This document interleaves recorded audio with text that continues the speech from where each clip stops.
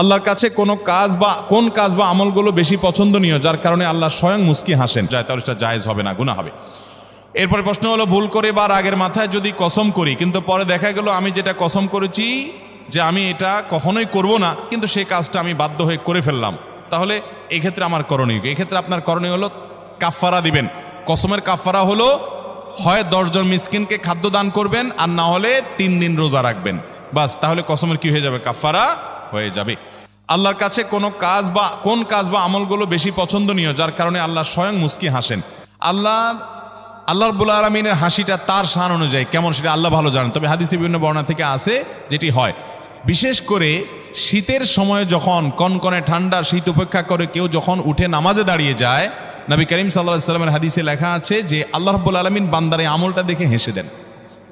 এবং আরেক হাদিসে আছে, যার আমল দেখে আল্লাহ রাব্বুল আলামিন হাসেন, আল্লাহ রাব্বুল আলামিন তাকে অবশ্যই জান্নাত দেন এবং জাহান্নাম থেকে মুক্ত ঘোষণা করেন। এজন্য শীতের দিনে ফজরের নামাজ, তাহাজ্জুদের নামাজের গুরুত্ব অন্য সময়ের চাইতে অনেক বেশি। আমি একজন যুবক, আমরা অনেক সময় মজার ছলে বা বিয়ের উদ্দেশ্যে না, বিশেষ উদ্দেশ্য ছাড়া ফেসবুক বা মেসেঞ্জারে 3 বার কবুল বলি। তাতে কি আল্লাহর দরবারে বিয়ে কবুল হয়ে যাবে? এতে কি কোনো গুনাহ আছে? পোলাপান বান্দরামি করারা জিনিস খুঁজে পাও না, না? অনেক পোলাপান এগুলো করে। এমনকি এই যে নাটক সিনেমাতে অনেক সময় অভিনয়ের অংশ হিসাবে এগুলো করে না অভিনেতারা? এদের মধ্যে কেউ যদি মুসলমান হয়, কার যদি আল্লাহর প্রতি বিশ্বাস না থাকে তার কথা ভিন্ন হয়, বেঈমান নিয়ে আমাদের আলাপ নাই। যে মুসলমান, যে আল্লাহর প্রতি ঈমান আছে, তার জানতে হবে নবী করিম সাল্লাল্লাহু আলাইহি ওয়াসাল্লাম বলেছেন, সালাতুন জিদ্দুহুন্না জিদ্দুন ওয়া হাজলুহুন্না জিদ্দুন। 3টা বিষয় সিরিয়াসলি করলে যা হবে, দুষ্টুমি, রসিকতা, অভিনয়, মজা করে করলে তা হয়ে যাবে কাহিনী বড় খতরনাক, বড় জটিল।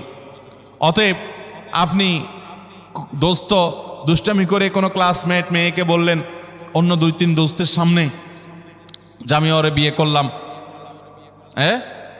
এবং সেও অ্যাডাল্ট, আপনিও অ্যাডাল্ট, 2 জন সাক্ষীও আছে। আর বিশেষ করে নাটকে যেটা হয় যে অভিভাবক অনেক সময় থাকে, যদি সত্যিকারের অভিভাবক থাকে, ওখানে তো সব বকওয়াস অভিভাবক।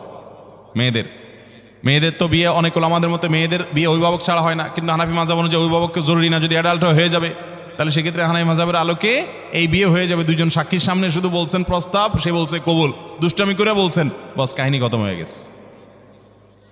কথা বুঝেন নাই? খুব জটিল একটা বিষয়। ঠিক তালাকের বিষয়টাও এরকম। আপনি বলবেন যে হুজুর আমি তো আসলে তালাকের উদ্দেশ্যে বলি না, আমি তো ভয় দেখানোর জন্য বলছিলাম, কাম হয়ে যাবে, এরপর আর এসব বলে লাভ হবে না। অতএব এগুলো সাবধানে করতে হবে। আল্লাহ আমাদেরকে এই সমস্ত বিষয়, হেয়ালিপনা, দুষ্টমি, এগুলো থেকে বেঁচে থাকার তৌফিক দান করুন। সব জায়গায় ফাজলামি না। আমাদের নবী হযরত মুহাম্মদ সাল্লাল্লাহু আলাইহি ওয়াসাল্লামকে না সৃষ্টি করলে নাকি আল্লাহ তাআলা কোনো কিছু সৃষ্টি করতেন না, এটা কতটুকু সত্য? এরকম একটা হাদিস আছে, কিন্তু সেই হাদিসকে মুহাদ্দিসগণ, হাদিস বিশারদ, বিশ্লেষকগণ এই হাদিসকে জাল হাদিস হিসাবে চিহ্নিত করেছেন। এর সনদ বিশুদ্ধতার সূত্রে বর্ণিত নয়। লাউলা খলিকতু লামা খলিকাতিল আফলাক। নবী সাল্লাল্লাহু আলাইহি ওয়াসাল্লাম যদি সৃষ্টি না হতেন, আসমান জমিন সৃষ্টি হতো না। ভাইরা আমার, নবী সাল্লাল্লাহু আলাইহি ওয়াসাল্লামের মর্যাদা বলার জন্য মিথ্যা হাদিস বলার কোনো দরকার নাই। আল্লাহ তাআলা তার নবী সাল্লাল্লাহু আলাইহি ওয়াসাল্লামকে, তার হাবিবকে এমনি মর্যাদা দিয়েছেন, তার জন্য ভুয়া হাদিস বানানোর কোনো দরকার। তিনি সকল নবী রাসূলদের মধ্যে শ্রেষ্ঠ, তাকে আল্লাহ মেরাজে ডেকে নিয়ে সম্মানিত করেছেন, তাকে আল্লাহ তাআলা কিয়ামতের ময়দানে হাউজে কাউসার দান করবেন, তার শাফাআত হবে সবচেয়ে বড় শাফাআত, শাফাআতে কুবরা। তাকে আল্লাহ তাআলা কত মর্যাদা দিয়েছেন। অতএব ভুয়া ভিত্তিহীন হাদিস বলার দরকার নেই।